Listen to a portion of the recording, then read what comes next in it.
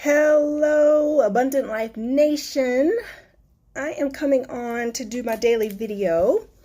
And today's topic is, what is a good woman? What is a good man? I received this question last night when I did my late night Q&A, and I'm going to answer it today in today's live.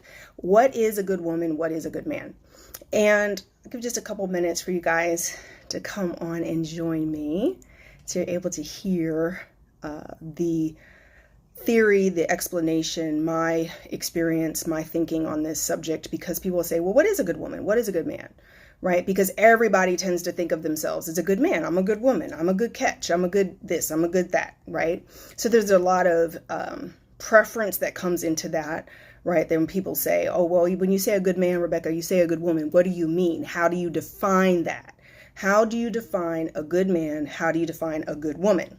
So in order to begin my discussion on defining what is a good man, what is a good woman, we must first be able to go into the psychology behind some of the things that especially good-hearted men and women do.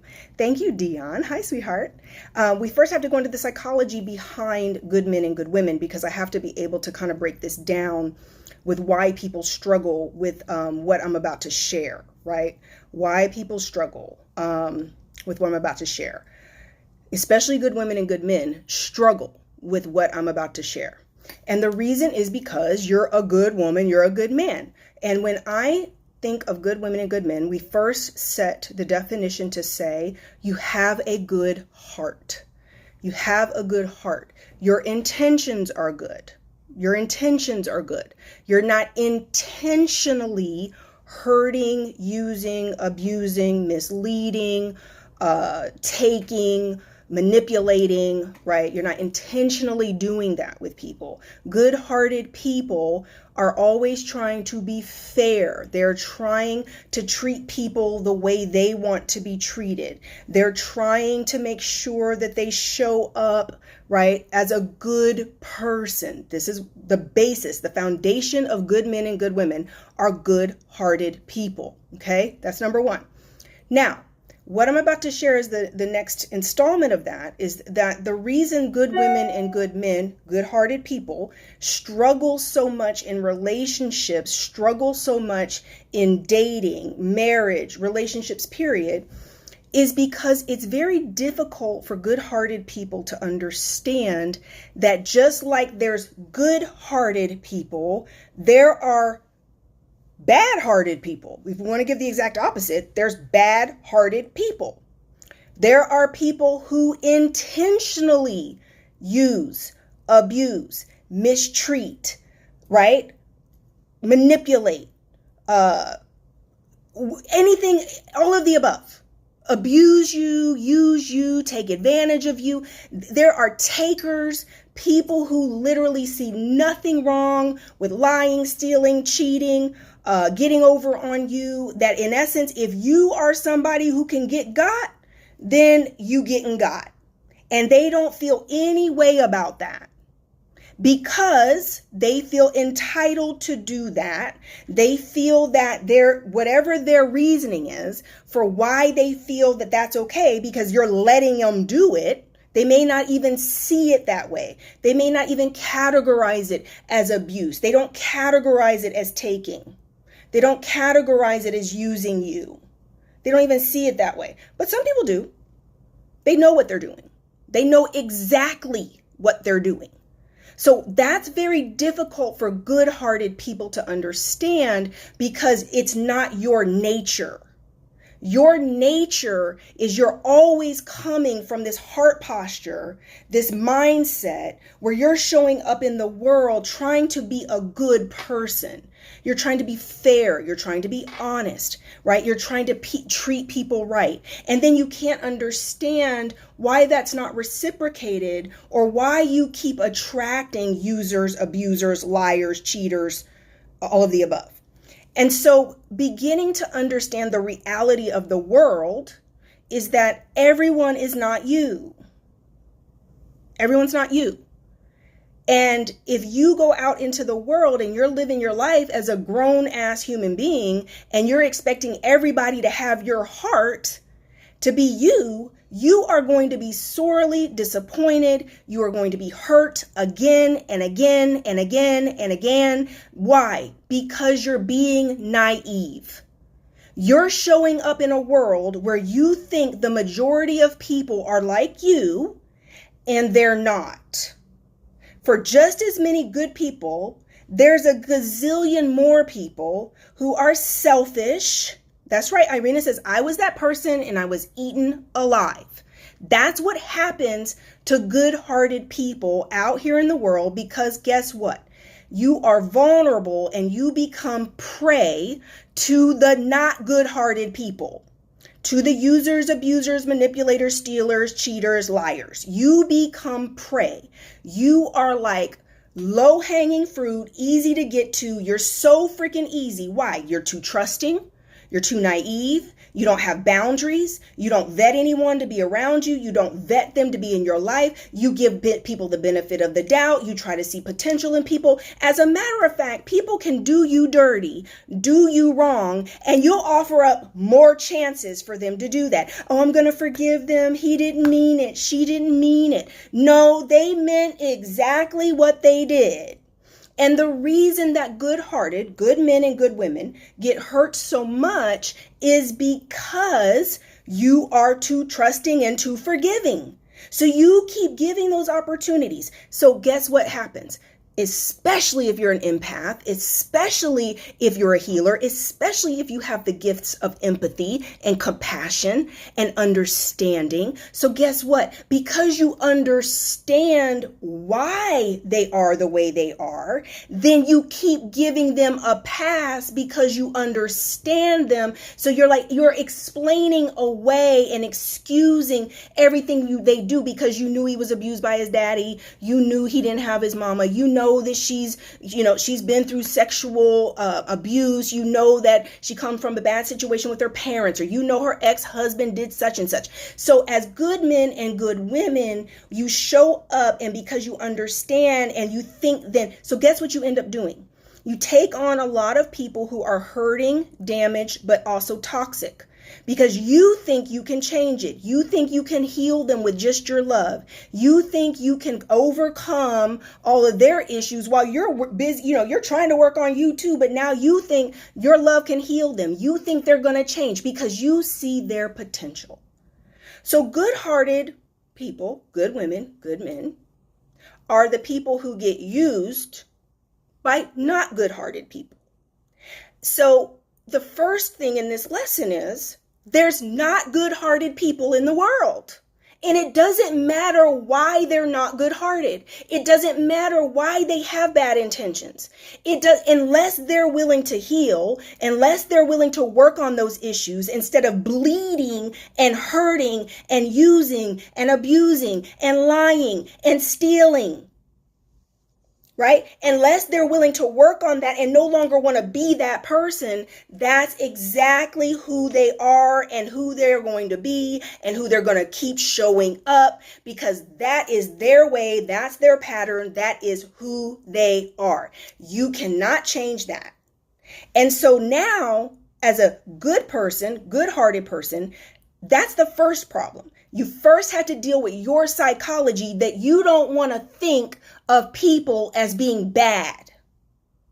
And we can go through all the psychology and all the spiritual stuff. Guys, listen, you know I'm a compassionate person. You know I have a big heart. You know I could understand, why somebody is the way they are. But what I had to learn in life is that, guess what? If that's who you are, you and I ain't going to have a whole lot to do with each other unless you're healing and changing those crazy, wicked ways. Because you're not going to get to be around me and inflict pain and heartbreak and craziness on me when I ain't done nothing to you. And all I keep doing is believing in you and trusting you and sowing into you and lifting you up and supporting you and guiding you and giving you wisdom and insight and love.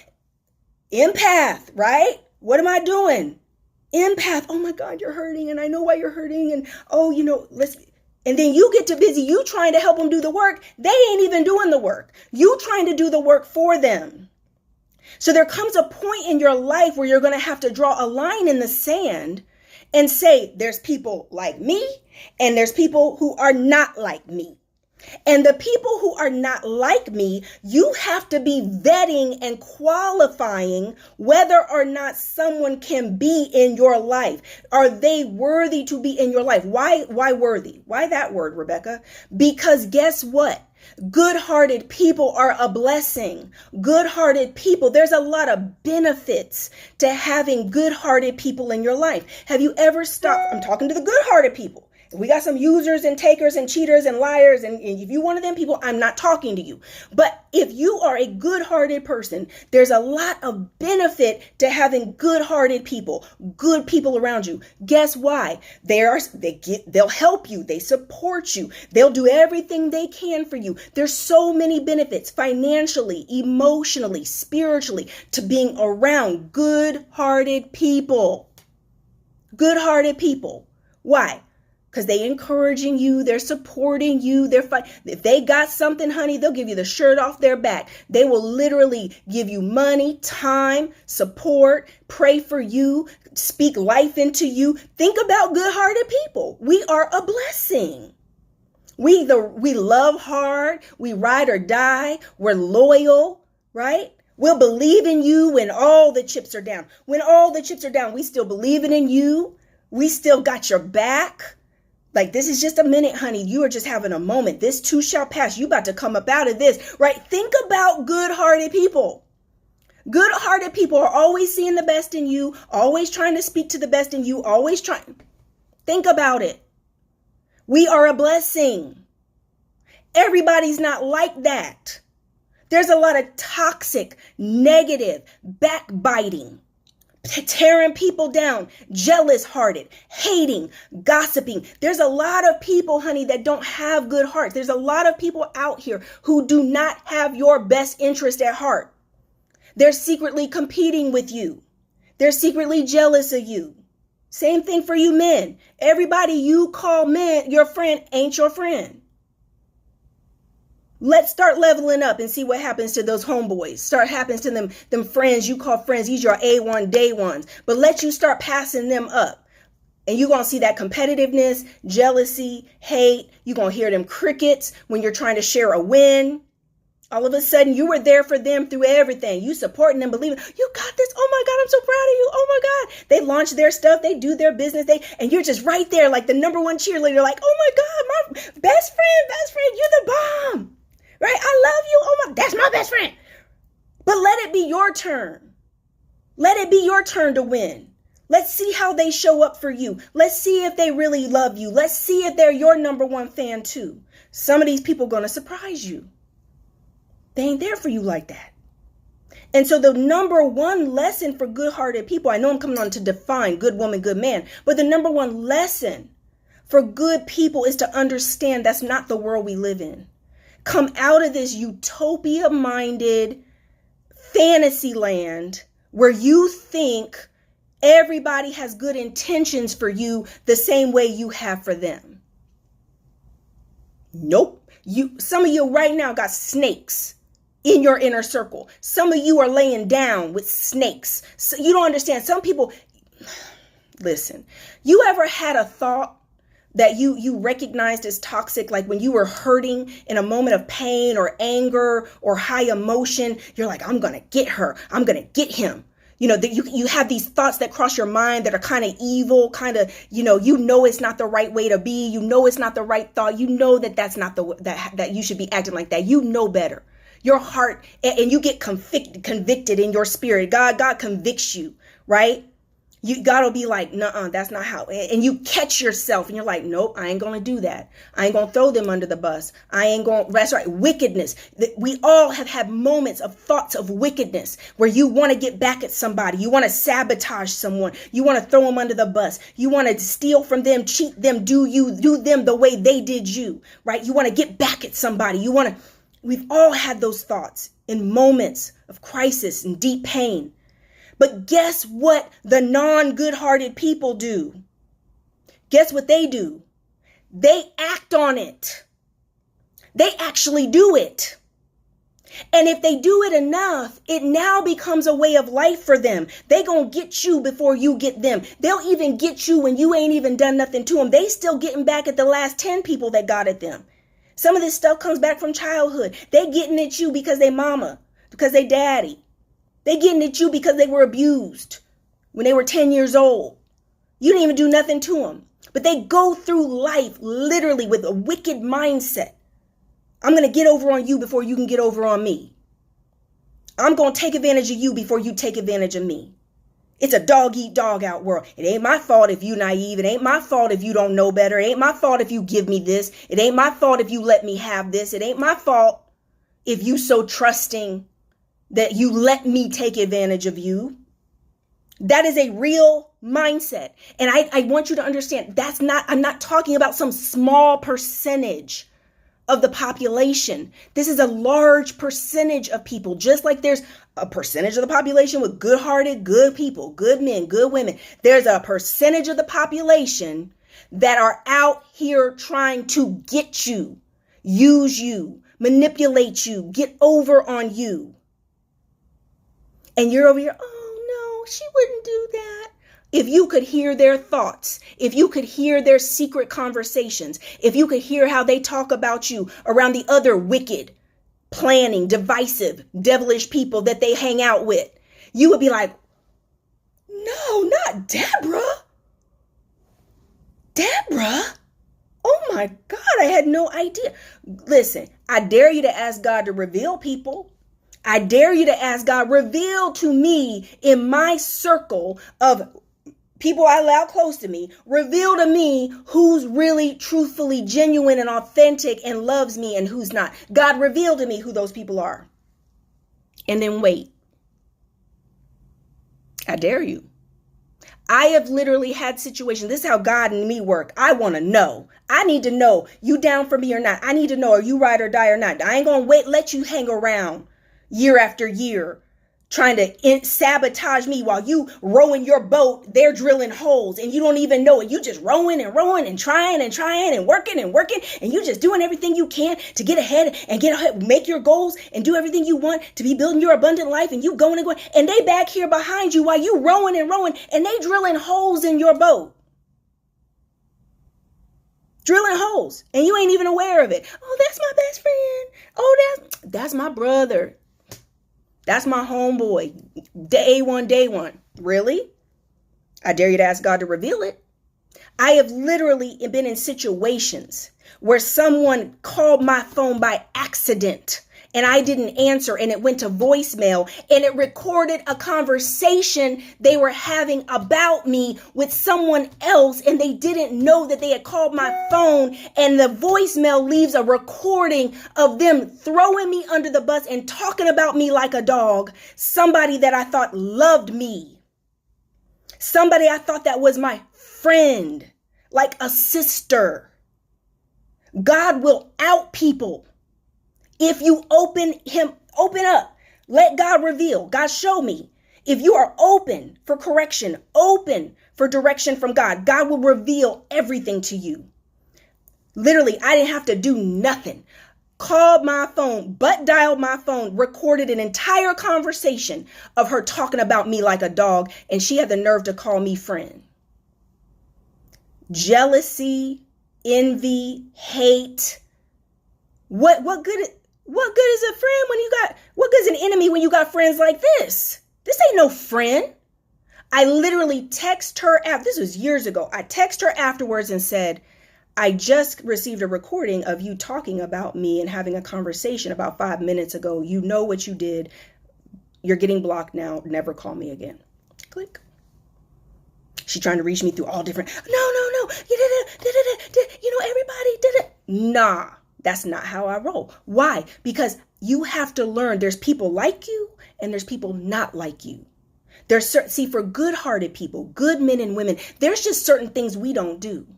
There's certain things we just don't do. When we're loyal, we love you and we got your back. Like, look, we ain't gonna be talking about you to somebody else Like, look, if I'm mad at you, I can be mad at you, but ain't nobody else gonna talk about you. Ain't nobody else about to attack you. I ain't gonna give nothing to anybody else to be hating on you. I love you. I'm protecting you. Right? Florencia says, yep, someone accidentally texted me in a text with someone else and was talking about me. Right? So the first thing, good-hearted people, good women and men, is you got to accept that there's people who are not like you. And once you really accept that, now listen, that's harder than it sounds. I make it sound really easy because you don't realize you've been dealing with programming, conditioning your whole life that makes you look at the world in general that you think most people are like you. That's the problem. And when I went through this awakening that everybody ain't like me, I'm getting hot, y'all. I got to put up my window. Everybody ain't like you. That broke my heart. When I had to really accept, wait a minute. You mean I can't just go out here wide open and just love and be good to everybody and just love on people and be good to people and help people and make connections, that I have to be guarded, that I have to protect myself, that I have to vet and qualify people? Welcome to being an adult. Welcome to maturity. You can't be out here a whole grown up walking around like a child. Hi, do you want to love me? Hi, here's my candy. Here's my toys. Let's share. Let's be best friends. When you were a child, you spake as a child. You acted as a child. You grown now. Now you have to have some boundaries about you. You have to have some knowledge and some wisdom. You can't be out here naive, giving access to you to just any old Susie, Chom, Joe that sounds good and looks good. You got to vet people. Everyone doesn't deserve your energy and yes, right? Growth, maturity. But what it really means, the reason you resist this, the reason you don't want to do this is it requires growth. It requires spiritual maturity. It requires you to have to slow down, take the time, listen to people. People can't be who you just want them to be. You have to stop acting like a little girl or a little boy, where you're in some fairy tale where people are fitting the roles you want them to fit.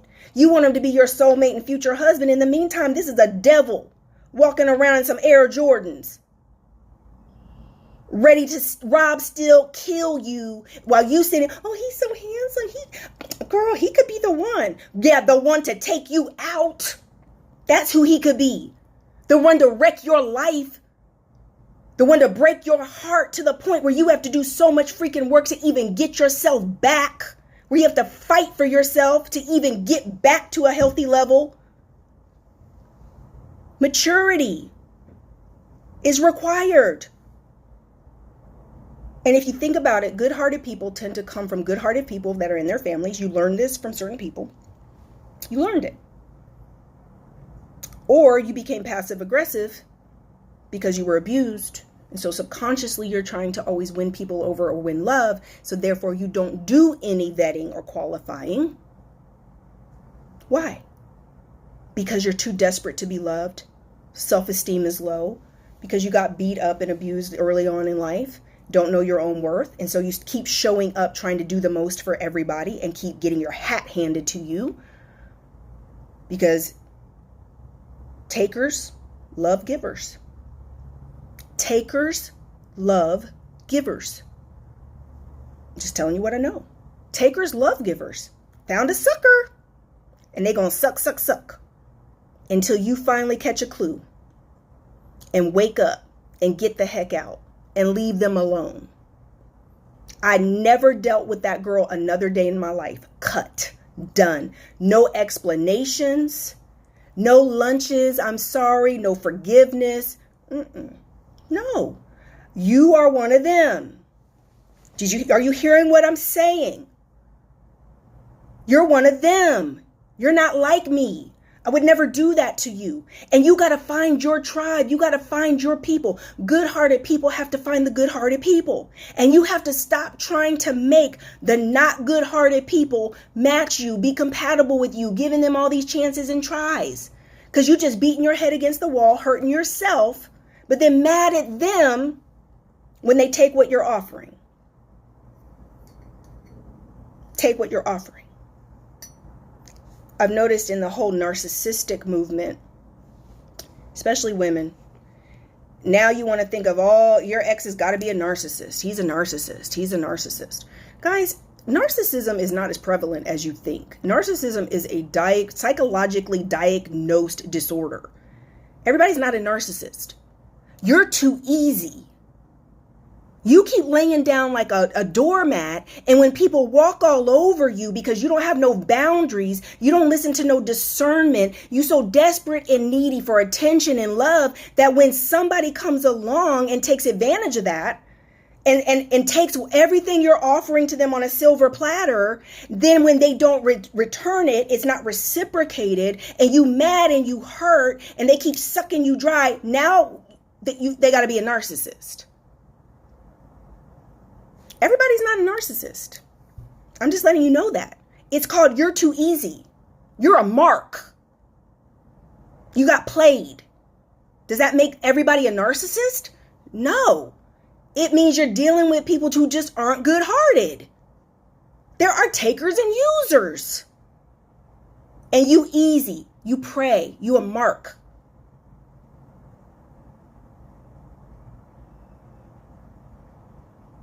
Until you align, you will attract low frequency MFers. The law of attraction as no chill. Listen, but some of your spiritual people are the easiest marks. Because a lot of the times, good-hearted spiritual people, right? I'm going to put good out all these good vibes, and I'm only going to attract good people. The devil is a lie. Listen, they always going to try you. You think everybody who approaches you, everybody who's trying to be in your life is a good person just because you're a good person and putting out good vibes? No. There's always going to be somebody trying to manipulate, control you, get over on you, use you in business, in love, in life. Guess how I learned to be tough? Guess how I learned to vet and qualify people? Business. It took me longer to apply it in my personal life. But it's in business, honey. As a businesswoman, you can't afford to be no little punk, passive, letting people walk all over you, use you. You can't afford to be too trusting. You will get ripped off. You will make no money in business. That's where I learned it. Toughen up, buttercup. Unless you're trying to lose money instead of make money, you can't be no punk in business. Can't be no passive patty in business if you want to make money. Same for the fellas. You want to make money, you already know. Men, you know. It's easier for you. Like, think about it. Good-hearted people typically are better at enforcing boundaries and vetting people and qualifying people when it comes to their money and business. Because it's not personal. It's not about you personally. This is money, honey. This is business. No, I said what I said. I mean what I mean, right?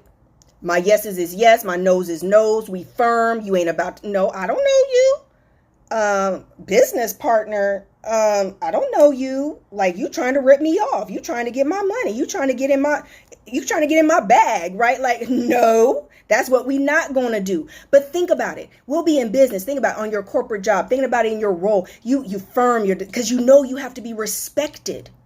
Professionally, those of you in roles, positions with titles, managing people, you have to be firm to be respected. As a boss, as a manager, as whatever you do, you got to be firm. Can't be weak. Firm to be respected. You want to be respected professionally.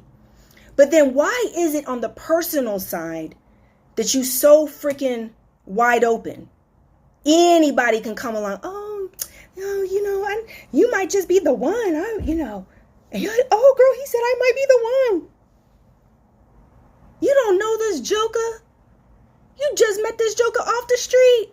And all of a sudden, you just met this chick last week. And you ready to fall head over heels. She up in your house. But let that have been somebody who approached you with business. You would be so guarded. You would be like, I don't know you. We can meet over here for a business meeting. Right? I'm going to go do some research. I might do a background check on you. You want to start some business with me or do something with me that is about my money? Oh, no, I got some stuff to protect. It's my money. Right? But on the personal side, you dated somebody for 2 weeks, jump in bed with them. What? Oh, he could be the one. She could be the one. How? Based on what? Some words, some text messages, some nice little way that she made you feel, the way he made you feel, the nice words, the cute little gestures. Oh, she's so fine. Oh, he's so sexy. Because you get caught up in your head creating some idealistic little fantasy land of being with this person. No vetting, no qualifying, no taking the time to see if their actions line up with their words, if they really are who they're presenting themselves to be. But then 90 days later, 60 days later, when you got, and they a snake, you feel some type of way. You in your feelings. Men are no good. Women are no good. Well, there are a lot of no good men and no good women. But it's up to you to vet and qualify them. Anyway, that's what I came on to share today. Look, somebody asked this question last night on my late Q&A, and I was like, that's the question I'm going to answer today. What makes a good person? What's a good man? What's a good woman? So, to summarize, a good man and a good woman are people who have good hearts, people who are literally approaching love, relationships, everything with good intentions, right? They're not spitefully misusing people, right? They have a good heart. Their intentions are to love you. Their intentions are to do good for you. Their intentions are to be in a happy, healthy relationship. Good-hearted people. That's good-hearted people. That's a good woman, a good man. Period. Good values, morals, right? Mindset. Are they perfect? No. Are we perfect? No. We're not perfect. But it's about heart. It's about intentions. And yes, character. Thank you, sweetheart. It's about character. That's a good woman and a good man. But all this other stuff, you see how complicated it gets real quick, right? Because there's a lot of bad-hearted people out here in the world. And I wrote in the book I'm writing right now, the Nice for What book, I literally, Mel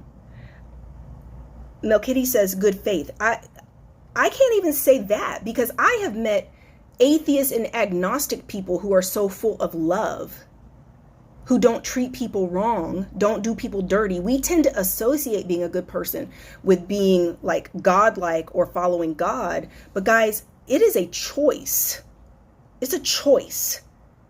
You have choices every moment in life. Are you choosing to lead with love, or are you choosing to lead with wickedness? Period. There's always a choice. And being able to understand that not everybody is like you is the key to protecting your heart as a good person. Yes, Irina says good-hearted people need rock solid boundaries. Rock solid boundaries. Everyone is not worthy of the benefits of you. Everyone's not worthy. Everyone's not going to reciprocate. Everyone's not going to see it, value it. They're too busy just trying to get over. They're too busy just trying to take advantage.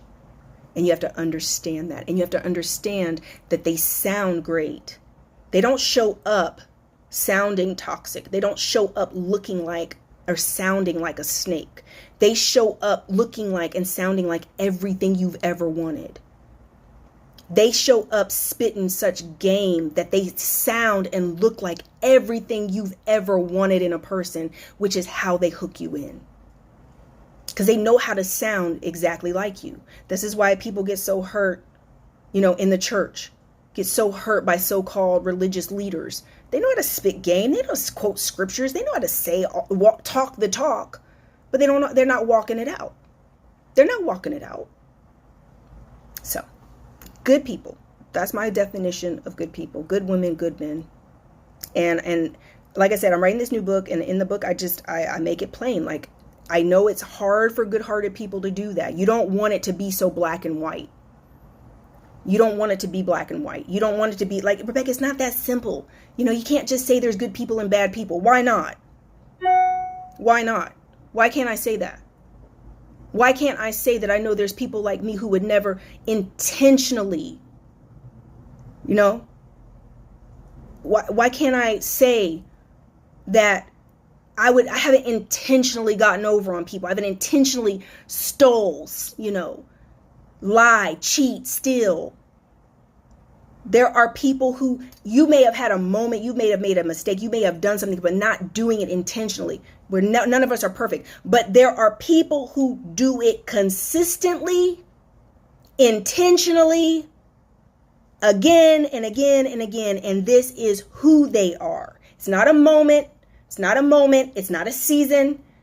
Intentionally, consistently stealing, killing, thieving, abusing, lying, cheating, manipulating, consistently.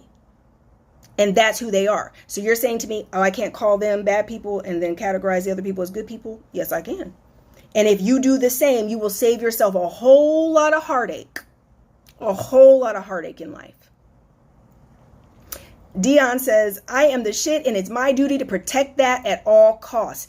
And right there, Dion, is what inside of our coaching certification is a module that I teach on just that. How you're supposed to think of yourself and how you have to protect yourself.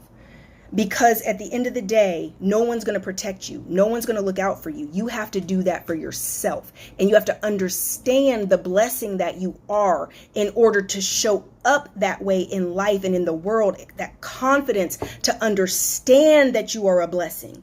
To understand that the benefits of having you in someone's life, that it's huge. Huge. You are a blessing.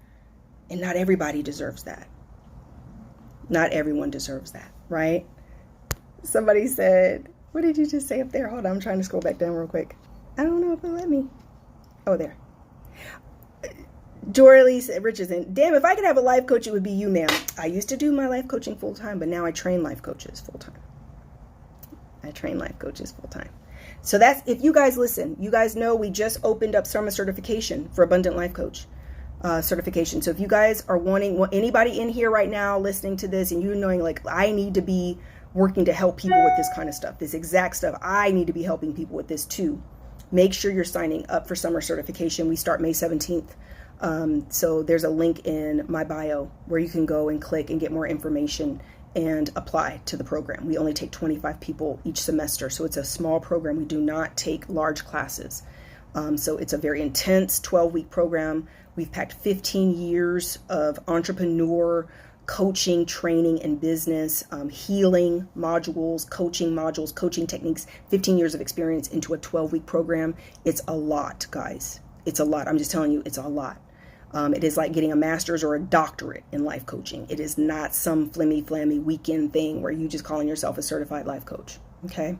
All right. Love you guys. Blessings in abundance.